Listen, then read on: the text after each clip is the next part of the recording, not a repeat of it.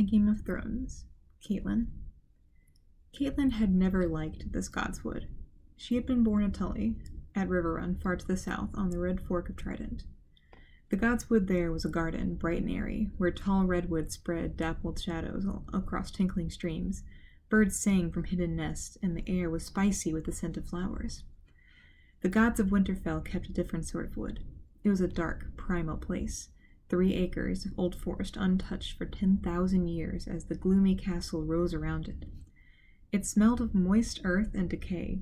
No redwoods grew here. This was a wood of stubborn centennial trees armored in gray-green needles, of mighty oaks, of ironwoods as old as the realm itself. Here, thick black trunks crowded close together while twisted branches wove a dense canopy overhead, and misshapen roots wrestled beneath the soil. This was a place of deep silence and brooding shadows, and the gods who lived here had no names. But she knew she would find her husband here tonight. Whenever he took a man's life, afterward he would seek the quiet of the godswood. Caitlin had been anointed with 7 oils and named in the rainbow of light that filled the sept of Riverrun. She was of the faith, like her father and her grandfather and his father before him. Her gods had names, and their faces were as familiar as the faces of her parents. Worship was a septon with a censer. The smell of incense, a 7-sided crystal alive with light, voices raised in song. The Tullys kept a godswood, as all the great houses did, but it was only a place to walk or read or lie in the sun. Worship was for the sept. For her sake, Ned had built a small sept where she might sing to the 7 faces of God, but the blood of the first men still flowed in the veins of the Starks, and his own gods were the old ones, the nameless, faceless gods of the greenwood they shared with the vanished children of the forest. At the center of the grove, an ancient weirwood brooded over a small pool where the waters were black and cold. The heart tree, Ned called it. The weirwood's bark was white as bone, its leaves dark red, like 1,000 blood-stained hands. A face had been carved in the trunk of the great tree, its features long and melancholy, the deep-cut eyes red with dried sap and strangely watchful. They were old, those eyes, older than Winterfell itself. They had seen Brandon the Builder set the first stone, if the tales were true. They had watched the castle's granite walls rise around them. It was said that the children of the forest had carved the faces in the trees during the dawn centuries before the coming of the first men across the narrow sea. In the south, the last weirwoods had been cut down or burned out 1,000 years ago, except on the Isle of Faces, where the green men kept their silent watch. Up here it was different. Here every castle had its godswood, and every godswood had its heart tree, and every heart tree its face. Caitlin found her husband beneath the weirwood, seated on a moss-covered stone. The great sword ice was across his lap, and he was cleaning the blade in those waters black as night.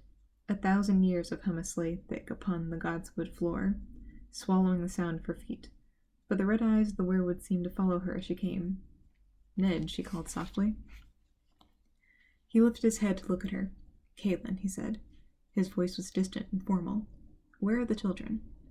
He would always ask her that. In the kitchen, arguing about names for the wolf pups. She spread her cloak on the forest floor and sat beside the pool, her back to the weirwood. She could feel the eyes watching her, but she did her best to ignore them. Arya is already in love, and Sansa is charmed and gracious, but Rickon is not quite sure. "Is he afraid?" Ned asked. "A little," she admitted. "He is only 3. Ned frowned. "He must learn to face his fears. He will not be 3 forever, and winter is coming." "Yes," Caitlin agreed. The words gave her a chill, as they always did. The Stark words. Every noble house had its words.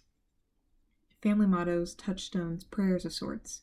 They boasted of honor and glory, promised loyalty and truth, swore faith and courage. All but the Starks. "Winter is coming," said the Stark words. Not for the first time, she reflected on what a strange people these Northerners were. "The man died well, I'll give him that," Ned said. He had a swatch of oiled leather in one hand. He ran it lightly up the great sword as he spoke, polishing the metal to a dark glow. "I was glad for Bran's sake. You would have been proud of Bran." "I am always proud of Bran," Caitlin replied, watching the sword as he stroked it. She could see the rippling deep within the steel, where the metal had been folded back on itself 100 times in the forging. Caitlin had no love for swords, but she could not deny that ice had its own beauty. It had been forged in Valyria before the doom had come to the old freehold, when the ironsmiths had worked their metal with spells as well as hammers. 400 years old it was, and as sharp as the day it was forged. The name it bore was older still, a legacy from the Age of Heroes, when the Starks were kings in the north. He was the 4th this year, Ned said grimly. The poor man was half mad. Something had put a fear in him so deep that my words could not reach him. He sighed. Ben writes that the strength of the Night's Watch is down below 1,000. It's not only desertions. They are losing men on ranging as well.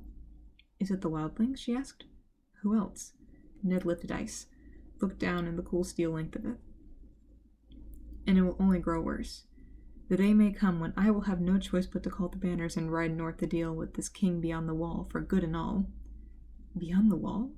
The thought made Caitlin shudder. Ned saw the dread on her face.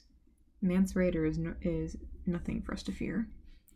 There are darker things beyond the wall. She glanced behind her at the heart tree, the pale bark and red eyes watching, listening, thinking its long, slow thoughts. His smile was gentle.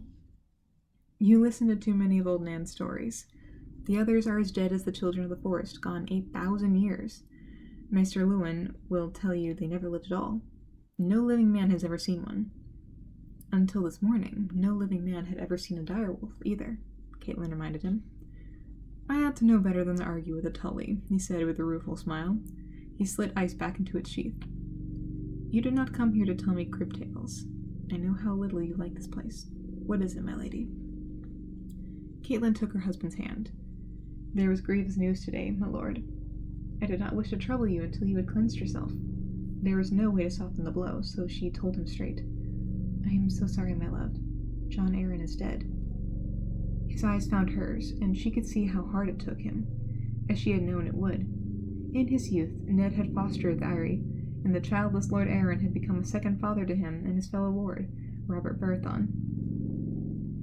When the mad king Aerys II Targaryen had demanded their heads, the Lord of the Eyrie had raised his moon and falcon banners in revolt rather than give up those he had pledged to protect. And one day, 15 years ago, this second father had become a brother as well, as he and Ned stood together in the sept at River Run to wed 2 sisters, the daughters of Lord Hoster Tully. John, he said, is this news certain? It was the king's seal, and the letter's in Robert's own hand. I saved it for you. He said Lord Aaron was taken quickly. Even Master Pycelle was helpless, but he had brought the milk of the poppy, so John did not linger long in pain. That is some small mercy, I suppose, he said. She could see the grief on his face, but even then he had thought first of her. Your sister, he said. And John's boy, what word of them? The message said only that they were well, and had returned to the Eyrie, Caitlin said. I wish they had gone to River Run instead. The Eyrie is high and lonely, and it was ever her husband's place, not hers. Lord John's memory will haunt each stone. I know my sister. She needs the comfort of family and friends around her. Your uncle waits in the Vale, does he not? John named him Knight of the Gate, I'd heard. Caitlin nodded. Brendan will do what he can for her, and for the boy. That is some comfort, but still. Go to her, Ned urged. Take the children. Fill her halls with noise and shouts and laughter. That boy of hers needs other children about him, and Lysa should not be alone in her grief. Would that I could, Caitlin said. The letter had other tidings. The king is riding to Winterfell to seek you out. It took Ned a moment to comprehend her words, but when the understanding came, the darkness left his eyes. Robert is coming here? When she nodded, a smile broke across his face. Caitlin wished she could share his joy, but she had heard the talk in the yards, a direwolf dead in the snow, a broken antler in its throat. Dread coiled within her like a snake, but she forced herself to smile at the man she loved, this man who put no faith in signs. I knew that would please you, she said. We should send word to your brother on the wall. Yes, of course, he agreed. Ben will want to be here. I shall tell Master Lewin to send his swiftest bird. Ned rose and pulled her to her feet. Damnation, how many years has it been? And he gives us no more notice than this? How many is party? Did the message say? I should think 100 knights at least, with all their retainers and half again as many free riders. Cersei and the children travel with them. Robert will keep easy pace for their sakes, he said. It's just as well. That will give us more time to prepare. The Queen's brothers are also in the party, she told him. Ned grimaced at that. There was small love between him and the Queen's family, Caitlin knew. The Lannisters of Casterly Rock had come late to Robert's cause when the victory was all but certain, and he had never forgiven them. Well, if the price for Robert's company is an infestation of Lannisters, so be it. It sounds as though Robert is bringing half his court. Where the king goes, the realm follows, she said. It will be good to see the children. The youngest was still sucking at the Lannister woman's teat last time I saw him. He must be, 5 now? Prince Tommen is 7, she told him. The same age as Bran. Please, Ned, guard your tongue. The Lannister woman is our queen, and her pride is said to grow with every passing year. Ned squeezed her hand. There must be a feast, of course, with singers, and Robert will want to hunt. I shall send Jory south with an honor guard to meet them on the King's Road and escort them back. Gods, how are we going to feed them all? On his way already, you said. Damn the man. Damn his royal hide.